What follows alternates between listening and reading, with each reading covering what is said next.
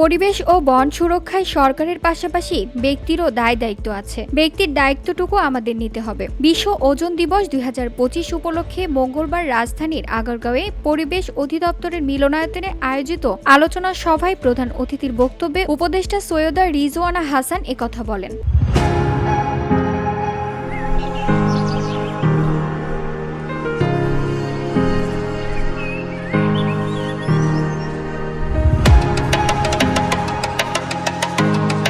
পরিবেশ উপদেষ্টা বলেন, সরকার বন রক্ষা করবে, কিন্তু পরিবেশ সুরক্ষায় কিছু বিষয় আছে ব্যক্তি চয়েস বা ইচ্ছার উপর। আপনি কতক্ষণ এসি চালাবেন, ঘর কতটা পরিবেশ সম্মত রাখবেন, ভেন্টিলেশনের ব্যবস্থা রাখবেন কিনা, এগুলো ব্যক্তির কাজ বা দায়িত্ব।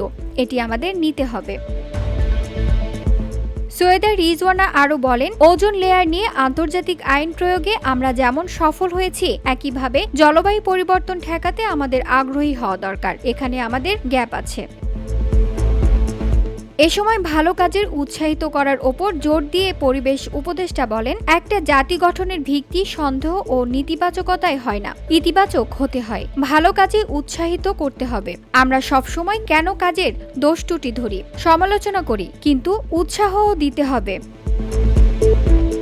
পরিবেশ অধিদপ্তরের মহাপরিচালক ডক্টর মোহাম্মদ কামরুজ্জামানের সভাপতিত্বে আলোচনা সভায় আরও বক্তব্য রাখেন অতিরিক্ত সচিব নাহিদ শফিউল্লাহ। আন্দোলনে মূল প্রবন্ধ উপস্থাপন করেন পরিবেশ অধিদপ্তরের উপপরিচালক Mohiuddin Mahi.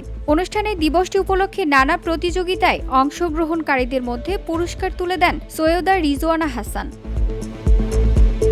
VOD Bangla news desk.